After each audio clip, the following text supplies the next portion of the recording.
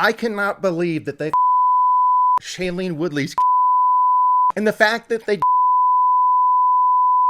Xavier was like, what? On tonight's spoiler-filled Kurt's Blurbs, WTF Paradise Edition. What up, lunatics? Kurt Money here with a mid-season check-in on Paradise. Spoilers for episode 4 start now. Let the blurbs begin.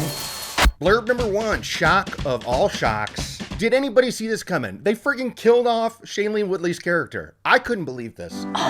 Well done to the show, and well done to like the marketing team behind Paradise that we didn't sniff this out. Usually you cast a big name like Shailene Woodley, we would know if it was a limited run. But I thought she was in for the long haul. She was like a perfect choice because she is like a big time actor. But current projects wise, I feel like she could do one season of a Hulu show. Now, am I bummed to see her go? Yeah, because I was excited to watch a show with Shailene Woodley on it. But gotta give him mad props for pulling this off. I was legit shook. I mean, I'm as shocked as Xavier here. Although he might just be reacting to her choice of purple crayon to write her last will and testament. I mean, you know they got some pens back there. This shock takes the cake, obviously. There were a few other shocks that got overshadowed, but I want to give them a shout out because they're also having to do with her character. At 2-year time jump, what? The fact that those 2 years happened and no looters like came to Graceland and tried to break in. All right, that was a little iffy. Also, how were these dudes driving around in a car 2 years after the world ends? If Last Man on Earth has taught me anything, it's that gasoline is only good for 6 months or else it gets junky. Gas looks weird.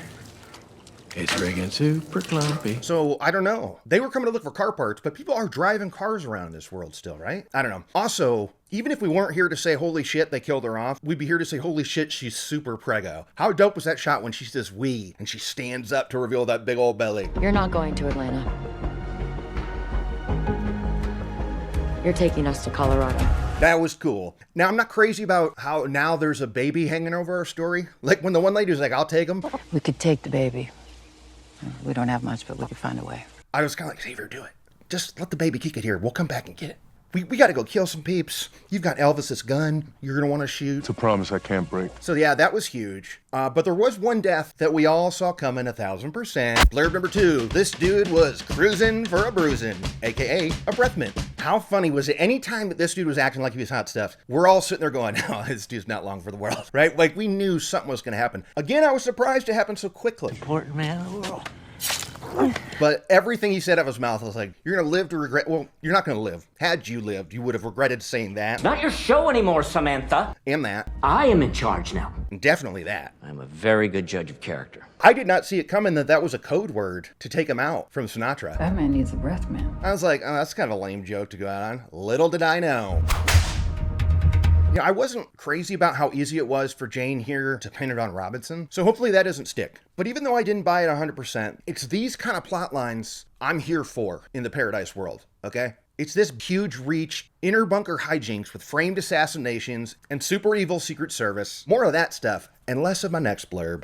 Blurb number 3, too many feels. All right, this is going to have some haters, I know. Maybe this will blow over now that we've gotten through the heart-wrenching birth scene and the heart-wrenching death scene and the heart-wrenching graveside promises scene. It's a promise I can't break. So maybe with all those out of the way, I don't have to worry about this. But real talk, all this stuff outside the bunker world was feeling far too This Is Us-y for me. Okay? Paradise Creators' previous show. I'm not hating on This Is Us. It's just not for K-Mon. Okay? It's like this scene talking about how like, oh, you'll always be scared. It never ends for parents. It's normal to be scared. And the older those babies get, the fears never really go away. They just change. This kind of stuff, I just like touching stuff. But that is not why I RSVP to the Paradise Party, okay? Give me more throat slits, give me more intrigue, and also well done shutting down the Spy Kids. I was so pumped when Presley didn't get caught up in it. When the first son is like, come meet me here, we'll save the world. Even though I know your dad's out there trying to do it right now, let's do it ourselves. I know he's got big plans, and we're probably going to see him unfold, but at least at this point, Presley's not involved. And speaking of freaking Presley, my final blurb, 0 Elvis bonding. Really? How did they not give us a scene between Xavier and Anna bonding about how his daughter is named after the guy who lived at Graceland? This would have been a great icebreaker with these two, especially when she's making such a big deal out of like, I don't care where you want to go. We're going to Colorado now. You're taking us to Colorado. I was thinking, dude, now's the perfect time for you to drop that knowledge. But, and here's my only prediction I have going into the second half of Paradise Season 2. I feel like we're still going to get to see that scene. It's going to be a flashback, and I'll bet It's going to happen right before this scene when they're on the horse walking through town and they're about to approach the strangers. And she's like, don't talk to them. And Xavier's like, I'm going to do what I want to do. They're not your friends, don't say anything. Howdy. But you notice they're talking about like baby names and stuff. All right, if Xavier's off the table, what about Daniel, poor boy?